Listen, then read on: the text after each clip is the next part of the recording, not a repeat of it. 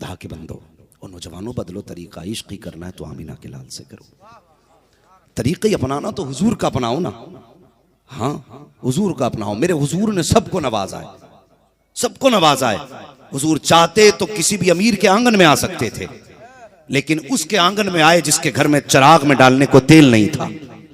बात दाया की आप करें तो जिसका दूध चाहते हुजूर पसंद फरमा लेते। लोग कहते हैं हलीमा सादिया ने हुजूर को इंतखाब किया। मैं कहता हूं हजरत हलीमा सादिया ने नहीं, हुजूर ने हलीमा सादिया का इंतखाब किया। हजरत हलीमा सादिया को हुजूर ने इज्जत बख्शी। उसके बाद जिंदगी देखें आप। अल्लाह अकबर। आज नौजवानों गुजारिश है, बड़ी फोन आते हैं ना, तकलीफ होती है। लोग कहते हैं कि हजरत मेरे बेटे को समझा दें। एक दिन मैं एक जगह तकरीर करने गया ना अब्दुर्रहमान भाई, तो तकरीर के बाद ना लोग मिलने आ रहे थे, लेकिन एक बूढ़ा शख्स था। उसने कहा एक बार मुझे हजरत तक पहुंचने दो। मैंने कहा भाई इनको पहले आने दो। वो आगे आया ना तो वो रोने लगा मुझसे लिपट के। मैंने कहा क्या बात है? उसने कहा आपने तकरीर की आज माँ बाप के ताल्लुक से। मैंने कहा हाँ। उसने आस्तीन उठाई ना तो यहाँ से यहाँ तक उसके खून बह रहा था। मैंने कहा क्या हुआ? उसने कहा आज ही मेरे बेटे ने मुझे मारा है,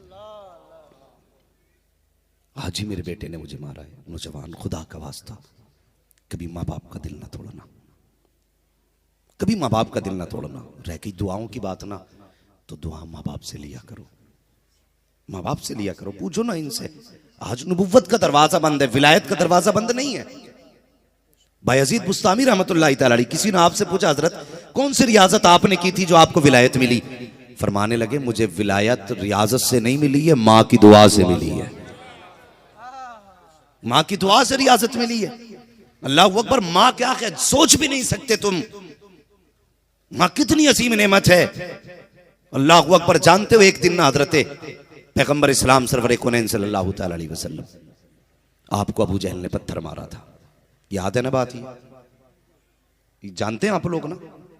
अबू जहल ने पत्थर मारा तो हुजूर सीधे हरम शरीफ में आके बैठ गए। मैं बताने लगा हूं माँ बाप क्या होते हैं। अंदाज़े बयां मेरा बहुत शौक नहीं है, शायद कि उतर जाए तेरे दिल में मेरी बात। मैं समझूंगा अगर आज के बाद किसी भी बेटे ने एक बाप को प्यार दे दिया ना, तो मैं समझूंगा पूरे 10 दिन की मेहनत वसूल हो गई है। हाँ, अबू जहल ने पत्थर मारा। आपके चचा शिकार से वापस आए। जब वापस आए ना चचा, तो खातिमा से हुक्म किया कि ला मेरे लिए खाना ला। खातिमा ने दस्तरखान बिछा के खाना रखते हुए ना आंख में आंसू थे। आप खातिमा को देख के कहने लगे क्या हुआ, तू क्यों रो रही है? उसने कहा मुझे लगता है खानदान कुरैश के मर्दों की तलवारों को जंग लग गया है। इतना सुनाना तो फौरन जलाल आ गया। क्या कह रही है? कहा तुम्हें नहीं पता? कहा क्या? आज तुम्हारे भतीजे को अबू जहल ने पत्थर से मारा है। अल्लाह अकबर। इतना सुनना था, अभी ईमान नहीं लाए थे चचा। इतना सुनना, लुकमा छोड़ दिया वहीं पे, तलवार संभाली और निकले घर से। पता पूछा अबू जहल कहाँ है? लोगों ने बताया फला जगह अपने यारों के साथ बैठ के मौज मस्ती कर रहा है। दौड़ते हुए वहां गए जहां वो अपने यारों के साथ बैठ करके मौज मस्ती कर रहा था। आपने जाके तलवार का दस्ता लिया और तलवार के दस्ते से सर पे वार किया, खून बहा। उसके बाद पूछा कोई बताए मेरा भतीजा कहाँ है? किसी ने कहा हमने हरम के अंदर उसे रोते हुए देखा है। अल्लाह अकबर। उधर दौड़े जिधर मुस्तफा थे। हरम शरीफ में आए हैं तो क्या देखते हैं? सजदे में मुस्तफा का सर रखा हुआ है। हुजूर अपना हाल दिल अपने रब से बयान कर रहे हैं। चचा ने आके कहा था भतीजे सजदे से सर उठा लीजिए, मैं तुम्हारा बदला लेके आ रहा हूँ। मुस्तफा ने सजदे से सर नहीं उठाया। दूसरी मर्तबा फिर कहते हैं भतीजे सजदे से सर उठा, मैंने तेरा बदला ले लिया है। तीसरी मर्तबा फिर कहते हैं सजदे से सर उठा, हुजूर सजदे से सर नहीं उठाते हैं। तीसरी मर्तबा चचा ने कांधे पे हाथ रखा, हुजूर को उठाया। मुअर्रिखीन ने लिखा है जब हुजूर ने सजदे से सर उठाया तो सर से खून बह रहा था, आंखों से आंसू बह रहे थे, सजदे की जगह आंसुओं से तर हो चुकी थी। चचा ने मुस्तफा को सीधा खड़ा किया और खड़ा करने के बाद कहा था भतीजे आंसू पोंछ लीजिए, मैं तुम्हारा बदला लेकर के आ गया हूँ। इतना कहा था और उसके बाद यूं हुजूर के चचा ने अपने बाजू फैलाए हैं, कहा मेरे सीने से लग जा। ये कह के जैसे ही हुजूर के दोनों बाजुओं पे हाथ रखा, मुअर्रिखीन लिखते हैं आपने चचा के दोनों बाजू छुड़ाए और एक तारीख साथ जुमला कहा था चाहिए आज मेरा कोई चचा नहीं है। आप फरमाते हैं काश अगर मेरे बाप अब्दुल्ला होते तो किसी में हिम्मत न थी जो मेरी तरफ आंख उठा के देख लेता। अगर मेरी माँ अमीना होती तो मैं हरम में बैठ के तनखा सुना बगाता, कहते चचा आज के बाद अगर खुशी देना चाहते हो तो बदले से नहीं ईमान से मिलेगी। चचा ने सीने से लगाया और कहा था भतीजे जिसमें तू राजी है उसमें तेरा चचा राजी है। नारे तकबीर, नारे रिसालत, हुजूर का दामन, हुजूर का दामन, जिक्र इमाम हुसैन। दुआ किया करो किसी के बाप का जनाजा सामने न उठे। मौत तो अपने वक्त पे आनी है, मगर जवान मेरे बच्चों, जब बाप का जनाजा उठ जाता है ऐसा लगता है जैसे आज सर से आसमान हट गया। अगर मां चली जाती है तो ऐसा लगता है जैसे पैरों के नीचे की जमीन खिसक गई। जिसके पास मां की गोद और बाप का हाथ है ना, खुदा की कसम वो दुनिया में बड़े नसीबों वाला है, बड़े नसीबों वाला है। तुम नहीं जानते माँ क्या है। मेरे हुजूर एक दिन अपने सहाबा से फरमाते हैं, सहाबा मुझे आज भी मेरी माँ की याद आती है और एक बात मुझे बहुत रुलाया करती है। सहाबा कहते हैं हुजूर कौन सी बात? तो सुने, मुझे बताओ हुजूर के पास किस चीज की कमी थी? 2000 से ज्यादा नाम तो महबूब को रब ने दिए हैं। कोई कमी अगर वो इशारा कर दें तो हूरें उतर आए, वो कह दें तो फरिश्ते कदमों में खड़े हो जाएं। कोई कमी हुजूर के पास? कोई कमी नहीं थी। लेकिन कहते हैं सहाबा आज भी मुझे एक चीज रुलाया करती है। या रसूलुल्लाह कौन सी? फरमाते मैं छोटा था तो मेरी माँ ना मेरा सर अपने बाजू पे रखती थी। ये माओ का अंदाज होता ना औलाद को लेटाने का।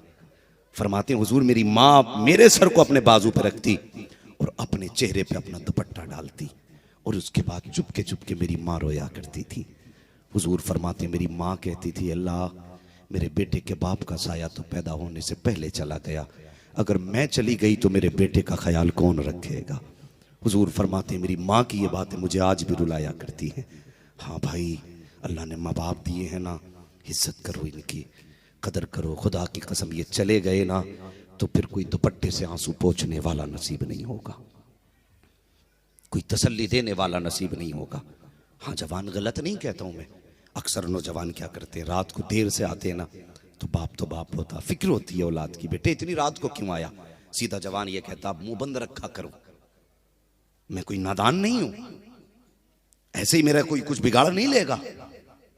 आज माँ बाप की बातें कड़वी लगती हैं ना, रात को आते हो तो सोचते हो ये बोलते क्यों है। और नौजवान अल्लाह का शुक्र अदा कर, आज तुझे रात में कोई टोकने वाला मौजूद है, आज कोई तुझसे पूछने वाला मौजूद है। कल जब यही बाप सफेद लिबास पहन के उस चारपाई पे चला जाएगा ना लेट के, जो किसी के दरवाजे से खाली नहीं जाती, फिर तू रात को आएगा, 2 बजे आना, 3 बजे आना, तेरी मर्जी है, लेकिन कोई तुझसे पूछने वाला नहीं होगा। कोई नहीं कहेगा इतनी रात को कहां था। उस दिन तुझे फिर तेरी आंखें ढूंढेंगी वो बाप कहां है जो बिस्तर पे लेट के मुझे टोका करता था। तेरे कान तरस जाएंगे, वो आवाज तुझे सुनाई नहीं देगी जो पूछा करती थी इतनी रात को कहां आया है। हाँ तेरी नजर उठेगी, वो चारपाई तो होगी लेकिन उस पे लेटने वाला बाप नहीं होगा। वो लाठी जिसे पकड़ के चला करता था, दीवार के किसी कोने से लाठी भी नजर आ जाएगी लेकिन पकड़ के चलने वाला बाबा नजर नहीं आएगा। वो तू क्या जाने माँ क्या होती है। अल्लाह अकबर। मेरे हुजूर की जिंदगी देखो, हुजूर ने 4 साल हजरत हलीमा सादिया के आंगन में गुजारे हैं, 2 साल के लिए माँ की बारगाह में आए हैं। बहुत कम वक्त मेरे हुजूर को माँ के साथ रहने का मौका मिला। एक दिन बाहर से हुजूर तशरीफ लाए, घर में माँ नजर नहीं आई। आसमान की तरफ निगाह उठाई, हुजूर के दिल में ख्याल आया, ए अल्लाह बाप का साया पैदा होने से पहले ले लिया, मेरी माँ नजर नहीं आ रही है। इतनी बात मुस्तफा ने दिल में ख्याल किया है, महबूब के दिल पर अपने लका फरमा दिया। मेरे महबूब परेशान क्यों होता है? जब माँ घर के अंदर बैठी हुई है, हुजूर दौड़ करके अंदर तशरीफ लेकर के गए तो क्या देखते हैं, घर के अंदर माँ इस तरह घुटनों पे हाथ बांध के और सर अपना घुटनों पे रख के आहिस्ता आहिस्ता रो रही है। मेरे हुजूर अंदर गए, जैसे जाके माँ के सर कांध गर्दन में हाथ डाला हुजूर ने, माँ ने चेहरा उठाया ना, माँ की आंख में आंसू थे हुजूर की। जैसी माँ की आंख में आंसू देखे, हुजूर की जबान से जुमला निकला, मेरी माँ रो रही है। अल्लाह अकबर। इतना कहना था। तुमने भी लोगों को देखा होगा, जब कोई तन्हाई में छुप के रोता है तो आहिस्ता रोया करता है, लेकिन उसी छुप के रोने वाले के अगर कोई हाथ रख के कहते यार चुप हो जा, फिर उसकी चीख निकल जाया करती है, फिर जब्त के बंधन टूट जाते हैं। जानते हो क्यों? इसलिए कि जब तन्हा रो रहा था तो वो जानता था कोई संभालने वाला नहीं है, लेकिन जब कोई तसल्ली देता है तो वो समझ जाता है अब कोई सहारा देने वाला आ गया है। जब मेरे हुजूर हुजूर ने कहा था माँ रो रही हो, हुजूर की माँ की चीख निकल जाती है। अल्लाह अकबर, माँ की चीख निकली है। मेरे नबी ने अपनी लबों को माँ के लबों पे रख दिया है। अब माँ भी रो रही है, मुस्तफा भी रो रहे हैं। रोने का अंदाज देखिए, माँ के आंसू मुस्तफा के रुखसार पे गिर रहे हैं और मुस्तफा के आंसू माँ के रुखसार पे गिर रहे हैं। हुजूर इरशाद फरमाते हैं, ए माँ अपने आंसू पोंछ लीजिए। ए अम्मी जान किस लिए रो रही हो? इसलिए रो रही हो कि तुम्हारा बेटा यतीम है, छोटा है, तुम्हारा कोई सहारा नहीं है। इतना सुनना था। सैयदा आमीना की चीख निकली, बेटे को सीने से लगाया। अब मेरे नबी का जुमला सुनना। आका फरमाते हैं, ए माँ अगर ये सोचती हो कि तुम्हारा बेटा छोटा है, कमजोर है, तो ये जगन बदल दो, इसलिए कि खुदा ने तुम्हारे बेटे को वो पावर दी है। अगर तुम कहो तो ये सारे सितारे उतार के तुम्हारे कदमों के नीचे बिछा सकता है तुम्हारा बेटा। सुभान अल्लाह, नारे तकबीर, नारे रिसालत, फैजान मुस्तफा, इमाम हुसैन का दामन। तवज्जो है, नबी की अम्मी का जवाब सुनो। और ये फिक्र उन लोगों के लिए जो कहते हैं कब्रों के निशान मिटा देने चाहिए। अगर आला हजरत की बात करें तो कह दोगे ना इश्क में लिखा उन्होंने, लेकिन सुने नबी की अम्मी का जवाब सुने। फरमाती, नहीं बेटे, मुझे इस फिक्र ने नहीं रुलाया, मैं जानती हूं तू कितनी शान वाला है, मुझे पता है तेरी अजमतें क्या हैं। अम्मी फिर क्यों रोई? फरमाने लगी, बेटे आज मुझे तेरे बाप अब्दुल्ला की याद आ गई। इतना सुनना, अम्मी क्या चाहती हो? कहती, मेरा जी चाहता है मैं तुम्हें साथ लेके अब्दुल्ला की कब्र पे जाऊं। अल्लाह अकबर।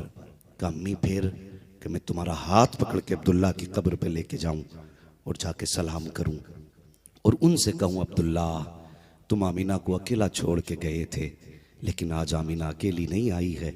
देखो तुम्हारे चमन का कितना प्यारा फूल मोहम्मद अपने साथ लेके आई है। अल्लाह अकबर। ये जुमले थे नबी की अम्मी के। हुजूर ने इतना सुना, अम्मी बस इतनी सी बात, उठे दादा की गोद में जाके बैठ गए। जब कभी पोतों को बहुत प्यार आता ना तो कभी दाढ़ी चूमते हैं दादा की। देखा होगा ना पोते कैसे प्यार करते हैं। दादा के सीने पे चढ़ जाएं तो कम है, सर पे चढ़ जाएं तो कम है। ये पोतों का प्यार होता है दादा से। हुजूर गए ना, दादा की गोद में बैठे और हाथ डाले गले में, कभी दादा की दाढ़ी चूम रहे, कभी माथा। दादा कहने लगे, बेटा आज इतना प्यार किस लिए? हुजूर फरमाते हैं, दादा आज कुछ मांगना चाहते हैं हम। इतना सुना ना, जिस पैगंबर ने जिंदगी में कभी कुछ ना मांगा और वो ये कह दे कि हम कुछ मांगना चाहते हैं, फिर तो हजरत अब्दुल मुत्तलिब का हाल ये था, वो कह रहे थे अगर दिल भी मांगता तो निकाल के पोते के हवाले कर देता। मांगो, क्या मांगते हो? हुजूर फरमाते हैं, दादा हम अपना ननिहाल जाना चाहते। क्यों? रास्ते में हजरत अब्दुल्ला की कब्र भी पड़ती थी। ननिहाल जाना चाहते हैं। कहा बस इतनी सी बात? फरमाया जी इजाजत दे दी। फरमाया कल काफिला जाएगा, उम्मे ऐमन होंगी, हुजूर होंगे और आमीना होंगी। मैं बता रहा हूं माँ क्या होती है। तवज्जो है ना आप लोगों की उस बात पे? हाँ सुने, 3 लोगों को इजाजत दी, उम्मे ऐमन, हुजूर और मेरे नबी की अम्मी। ये तीनों काफिले के साथ मदीना शरीफ गए। हुजूर ने तकरीबन 1.5 या सवा महीना मदीना शरीफ में अपनी अम्मी के साथ गुजारा। और पूरी जिंदगी हुजूर मदीने की गलियों में घूमते थे ना, कहा करते थे मैं यहां से अपनी माँ के साथ गुजरा था, मैं इस जगह अपनी माँ के साथ आया था। पूरी जिंदगी हुजूर उन लम्हों की बातें करते रहे। इस जिंदगी से मुराद जाहिरी जिंदगी है, कोई फतवा ना लगाए। हाँ, जाहिरी जिंदगी हुजूर अपनी पूरी ये बात करते रहे कि मैं यहाँ से माँ के साथ आया था, यहाँ माँ के साथ खड़ा था। जब वो पूरा हुआ ना सफ़र, वापस आने लगे, रास्ते में वापस आते हुए ना हज़रत अब्दुल्ला का मज़ार कब्र शरीफ आई। हुजूर वालिदा के साथ बाप की कब्र पे गए। वहाँ से पलटने लगे ना, सैयदा आमीना की तबीयत बिगड़ने लगी। जब तबीयत ख़राब होने लगी ना तो तबीयत इतनी बिगड़ गई कि आप सवारी पर बैठने के लायक ना रही। तो काफ़िले वालों ने कहा रुक जाइए, थोड़ा सा आमीना को सुकून मिल जाए फिर आगे बढ़ते हैं। अल्लाह अकबर। अब ज़रा गौर करना प्यारे, बजाय संवरने के तबीयत और ज्यादा बिगड़ती चली गई। तबीयत बिगड़ती गई, इतनी बिगड़ी कि आपके संवरने का कोई रास्ता नजर नहीं आया। शाम होने लगी, काफिले वालों ने कहा था बताओ जरा उम्मे ऐमन इनसे पूछो ये साथ जाएंगी या हमें जाने की इजाजत देते हैं? अगर रुकते हैं तो ये जंगल है, जानवरों का भी खतरा है, डाकुओं का भी खतरा है, हमें जाने की इजाजत दी जाए। जब काफिले वालों ने इतनी बात कही, जरा दिल पे हाथ रख के बता प्यारे, 6 साल का बच्चा साथ हो और सिर्फ माँ हो और एक उम्मे ऐमन हो, दूर दूर तक कोई तबीब और डॉक्टर का भी पता ना हो, दूर दूर तक कोई शहर भी ना हो, बीच रास्ते में काफिला भी साथ छोड़ने की बातें कर रहा हो। जब काफिले वालों ने कहा था इजाजत लो, अगर ये कहते हैं तो हम चले जाएं या फिर ये हमारे साथ चलें, मेरे नबी ने माँ का चेहरा देखा, कभी काफिले की तरफ निगाह उठाई, माँ ने कहा बेटे इन्हें जाने की इजाजत दे दो। हुजूर की अम्मी ने इतना कहा, काफिला वापस जाने लगा। मेरे हुजूर कभी जाता हुआ काफिला देख रहे हैं, कभी छुपता हुआ सूरज देख रहे हैं। तबीयत बिगड़ने लगी है, अल्लाह अकबर, तबीयत इतनी बिगड़ी है कि मेरे नबी की अम्मी पर बेहोशी तारी हो जाती है। हुजूर ने माँ का सर गोद में रखा है। और मुझे बता तो सही नौजवान, तू रात भर मोबाइल में डूबा रहता है, माँ को तकलीफ होती है, कोई पानी पिलाने वाला नसीब नहीं होता है। कितनी बार माँ ने आवाज दे के कहा था बेटे पानी ला दे, आज माँ को पानी पिलाने तक का वक्त हमारे पास नहीं है। पैगंबर इस्लाम की सीरत उठा करके आप देखो, जब माँ बेहोश हुई है, मुस्तफा गोद में सर लेके बैठ जाते हैं। सलाम ना करें उस माँ को जिसकी गोद में, जिसका सर उस नबी की गोद में है, जिसके पीछे सारे नबी अक्सा के अंदर मुक्तदी बन के खड़े हो, वो सबके आगे उस वक्त का इमाम बन के खड़ा। सुभान अल्लाह, सुभान अल्लाह। जरा गौर करें, हुजूर ने माँ का सर गोद में रखा। फरिश्ते कहने लगे मालिक इजाजत दे। क्यों? कहा हम चाहते हैं हुजूर की माँ की खिदमत करें। रब ने फरमाया ना, ठहर जाओ। सिर्फ ये महबूब का अपना अमल नहीं है, बल्कि इस अमल में उम्मत के लिए दर्स भी है। नहीं भेजे गए फरिश्ते, हुजूर माँ के सर गोद में लिए बैठे रो रहे हैं। जैसी आंख खुली माँ की, बेटे की आंख में आंसू देखा ना, तो माँ ने बेटे को उठ के सीने से लगाया। अल्लाह अकबर। फिर उम्मे ऐमन को बुलाया। अब जरा माँ के जुमले सुनना यार, माँ क्या होती है। परदेश जाते हो ना कमाने के लिए, जितना चाहो पैसा कमाओ, तुम्हारी मर्जी, लेकिन सिर्फ पैसे के लिए न जिया करो, कभी अपनों के लिए भी जी लिया करो। परदेश जाते हो, तुम नहीं सोच सकते माँ बाप तुम्हारे बगैर कैसे रहा करते हैं। लोग कहते हैं मेरे अब्बा का फ़ोन आया था, मैंने उनको 10,000 भेज दिए। मेरी माँ का फ़ोन आया था, मैंने 20,000 भेज दिए। कहा था बाप की तबीयत ठीक नहीं है, फोन करके कहता माँ 20,000 खाते में डाल रहा हूँ, इससे दवा ले लेना। नादान तू नहीं जानता, जब तक बीमार रहते हैं ना वो हम जिस्मानी मरीज, कभी बेटों को बताते नहीं है। अगर माँ बाप का फोन तेरे पास आ रहा है बीमारी का, तो समझ ले वो तेरे पैसों के लिए फोन नहीं कर रहे हैं, वो दवा के लिए फोन नहीं कर रहे हैं, बल्कि उनका जी चाहता है बेटे का चेहरा देखें। कितने गैरतमंद बेटे होते हैं, 10,000 भेज के मौज लिया करते हैं परदेश में, तू नहीं जानता। फिर 8 दिन के बाद फोन करके कहता है अब्बा तबीयत नहीं सबरी, सही दवा नहीं ली थी। और तुझे कौन बताए कि तेरे बाप को 10,000 की दवा वो सुकून लगी देगी जो तेरे 5 मिनट का दीदार बाप को सुकून दे देगा। 10,000 खाते में ना लगा, 5,000 टिकट में लगा। माँ बाप के कदमों में जाके बैठ जा, खुदा की कसम कोई डॉक्टर तेरे बाप को वो शिफा नहीं दे सकता है जो तेरा बाप के सीने से लगना तेरे बाप को सुकून अता कर सकता। सुभान अल्लाह। कहां जा रहे हैं हम? हमें दौलत की भूख है, दौलत फिर भी कमा लोगे, माँ बाप फिर नहीं मिलेंगे, पैसा फिर भी आ जाएगा, ये अपने फिर नहीं मिलेंगे। नहीं सोच सकते, मरते मरते वो किसी ने कहा था ना, मौत की आगोश में जब थक के सो जाती है माँ, तब कहीं जाकर के थोड़ा सा सुकून पाती है माँ। माँ को समझा ही नहीं हमने। हम कहते हैं ये बिल्डिंग जो बनी है ना मेरी मेहनत की बनी है, ये इमारत जो बनी है ना मेरे ताकत की बनी है। और नादान तू कुछ भी नहीं है, ना तेरी औकात कुछ है। फरमाया गया तेरा जो रिस्क उतरता है ना, तेरे घर के बड़े बूढ़ों की ठोकरों के सदके से उतारा जाता है, तेरे घर के बुजुर्गों के सदके में रिस्क उतारा जाता है। आज हम कहते मेरे उससे बनी है, नहीं। मुनव्वराना ने कहा था बुलंदियों का बड़े से बड़ा निशान छुआ, उठाया गोद में माँ ने तब आसमान छुआ। हाँ, तुमसे किसने कह दिया कि आईएएस बन जाओगे तो बुलंद हो जाओगे? नहीं, जिस दिन माँ गोद में उठा लेगी उस दिन बुलंद हो जाओगे, उस दिन बुलंद हो जाओगे। अल्लाह अकबर। हुजूर की अम्मी ने उम्मे ऐमन को बुलाया और बुलाने के बाद हुजूर का हाथ उम्मे ऐमन के हाथ में दिया और तारीख साथ जुमला कहा था। जानते हो क्या कहा था? हुजूर की अम्मी ने कहा था उम्मे ऐमन, जिन माओ बच्चों की माएँ बचपन में चली जाती हैं वो बच्चे दीवार से लग के रोया करते हैं। आज के बाद मेरा बेटा तुम्हारे हवाले है, ये कभी दीवार से लग के न रोने पाए, इसे मेरी याद कभी दीवार से लगने ना दे। फरमाते हैं अगर ये दीवार से लग के रोया ना तो आमीना की रूह तड़प जाएगी। ये कह के उम्मे ऐमन के हवाले किया और हुजूर की अम्मी बेटे को देख रही हैं, हुजूर अपनी माँ को देख रहे हैं। अचानक नबी की अम्मी की ज़बान पे जुमले आए, फरमाने लगी बेटे आज तक तुमने सौबिया से लोरियाँ ली हैं, हलीमा सादिया ने तुम्हें लोरियाँ दी हैं, हाँ सीमा ने तुम्हें लोरियाँ दी हैं। बाजू फैला के कहा आज आखिरी बार अपनी माँ से लोरियाँ ले लो। ये कहा ना, हुजूर दौड़ के माँ के सीने से लग गए और माँ ने बेटे को सीने से लगाया। हुजूर की आंख में आंसू थे। अल्लाह अकबर। हुजूर रोते जा रहे हैं। माँ ने कहा बेटे आंसू पोंछ ले, मैं जानती हूँ आने वाले ज़माने में तेरा क्या मकाम होगा। मुझे पता है जब तू दुनिया में आया था कोई कह रहा था ये कोई आम नहीं है बल्कि ये वो है कि आने वाले दौर में ये सारे ज़माने का इमाम बनाया जाएगा, सारे ज़माने को इसका गुलाम बनाया जाएगा। ये नबी की अम्मी कह रही हैं। और कहते कहते नबी की अम्मी के आखिरी जुमले थे। आप फरमाती लखते जिक्र नूरे नजर सुनो, हर नई चीज को पुराना हो जाना है, हर आने वाले को दुनिया से चला जाना है, लेकिन मैं दुनिया से जा रही हूं लेकिन मेरा जिक्र कयामत तक होता रहेगा। अल्लाह अकबर का मेरा जिक्र कयामत तक होता रहेगा। अम्मी जान किस लिए? फरमाती इसलिए कि मैंने तुम्हारा जैसा शान वाला बेटा जो जन्म दिया है, इसलिए मेरी बातें कयामत तक होती रहेंगी। पता चला जब बेटे शान वाले होते हैं तो फिर तज़किरे कयामत तक हुआ करते हैं, तज़किरे कयामत तक हुआ करते हैं। ये कहते कहते हुजूर की अम्मी की जबान बंद हो जाती है। आपकी रूह कफ़स उनसरी से परवाज कर जाती है। जब माँ की रूह निकली है, मुहद्दिस देलवी लिखते हैं आपने माँ के सर को, माँ के माथे को चूमा, गोद में सर है। अल्लाह अकबर। आप कहते माँ और बोलो ना, माँ और बोलो ना। मुहद्दिस देलवी फरमाते हैं हुजूर ने 2 मरतबा कहा था माँ और बोलो, अगर तीसरी मरतबा कह देते तो माँ को बोलना पड़ जाता और मलकुल मौत को रूह वापस करना पड़ जाती। सुभान अल्लाह। नारे तकबीर, नारे रिसालत। अल्लाह अकबर। माँ क्या होती है अब जरा सुनना प्यारे। हजरत उम्मे ऐमन बयान फरमाती हैं वो जंगल, वो पथरीला इलाका, मैं और हुजूर, कोई तीसरा न था। हमने देखा हुजूर ने अपने हाथों से माँ की कब्र अनवर बनाई। कहती तारीख में ये पहला 6 साल का बच्चा था जिसने तन्हा माँ की कब्र बनाई थी।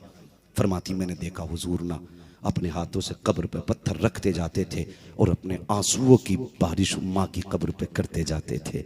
अल्लाह अकबर। फरमाती मैंने हुजूर का हाथ पकड़ा और जब लेकर के आई ना, ओ यार कभी कब्रिस्तान भी चले जाया करो।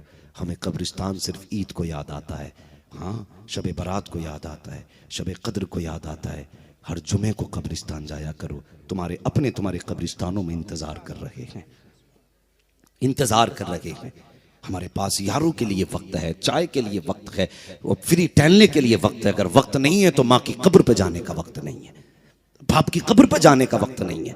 सुने उम्मे ऐमन फरमाती मैं हुजूर को लेके चली ना, तो जैसी टीले से नीचे उतरी ना, तो उतरते वक्त मेरे हाथ से हुजूर का हाथ छूट गया। फरमाती जब मैं नीचे आ गई फिर मैंने मुड़ के देखा हुजूर मेरे पीछे थे ही नहीं। मैं घबरा गई। ये जंगल का एरिया, जानवर भी हो सकते हैं, कोई जानवर तो हुजूर को नहीं लेके चला गया।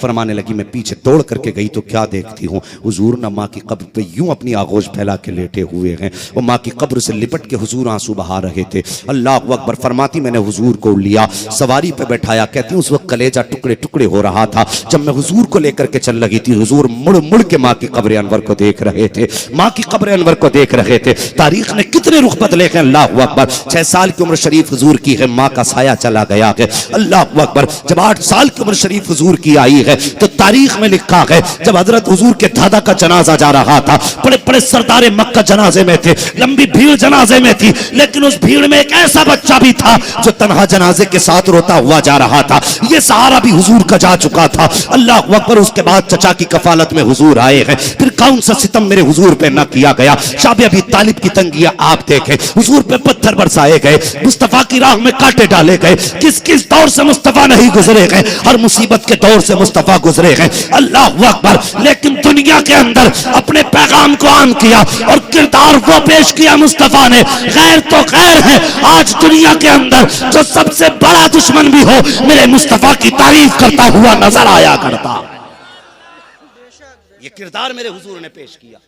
आज उम्मत जिसका किरदार कामयाबी की जमानत है, आज उसकी उम्मत भटक रही है। अगर अंधा कुएं में गिरे तो समझ में आता इसकी आंख नहीं है, अगर आंख वाला कुएं में गिर जाए सबसे पहला सवाल यही लोग करते हैं गिरा कैसे। हाँ, सबसे पहला सवाल निकालने से पहले कहते हैं ये गिरा कैसे, इसमें ये तो आंख वाला था। और यार जिनके पास कोई दस्तूर नहीं वो बहक जाएं तो चलेगा, लेकिन जिसके पास पूरी जिंदगी का दस्तूर हो वो बहक जाए तो दुनिया पूछेगी नहीं ये बहका कैसे। डॉक्टर इकबाल ने कहा था तेरे दामन में है किस लालो जवाहर की कमी, तू किसी और के दामन की तरफ क्यों देखे? तुझे खुदा ने क्या ना दिया? मुस्तफा दे के सब कुछ दे दिया। मां की गोद से लेकर के कब्र तक का मुस्तफा एक एक लम्हा सिखा के गए। एक एक लम्हा मेरे मुस्तफा ने सिखाया। हमारे हालात बिगड़े नहीं है? पूछो ना इन उलमा से, आए दिन तलाकें हो रही हैं, घर घर के झगड़े, लोग हम पे हंस रहे हैं कि इस्लाम में तलाक मजाक है, खेल बना दिया हमने। हम किस रविश पे जा रखे हैं? सबसे बेहतर दीन मजहब इस्लाम है। ये सच्चा मजहब इस्लाम है। सबसे ज्यादा आसानी इसी मजहब में है, सबसे ज्यादा सुकून इसी मजहब में है। ये वो मजहब है जिसने आतंक मिटाया है। ये वो मजहब है जिसने मरने वालों को जिंदगी दी है। आज उसी उम्मत की बेटियां फांसी पे लटक रही हैं। मैं पूछ सकता हूं क्यों? बताया जाए मुझे, क्या इसी को भी आरएसएस को इसका जिम्मेदार ठहराओगे? बीजेपी को इसका जिम्मेदार ठहराओगे? आज जब बेटियां अपने आप में आग लगा रही हैं, क्या इसके जिम्मेदार भी भारत की गवर्नमेंट है? क्यों अपने ऊपर का कीचड़ दूसरों पे डालते हो?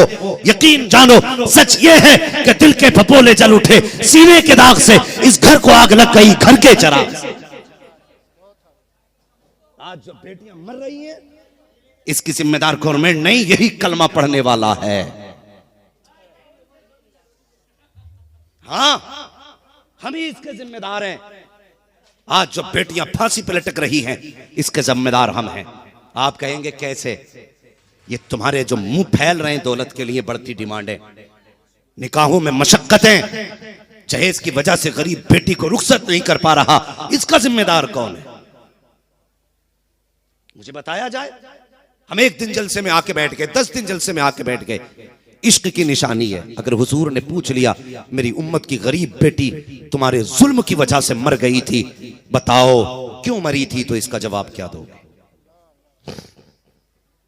है कोई जवाब? हर बंदा चाहता है मैं मरते ही जन्नती हो जाऊं।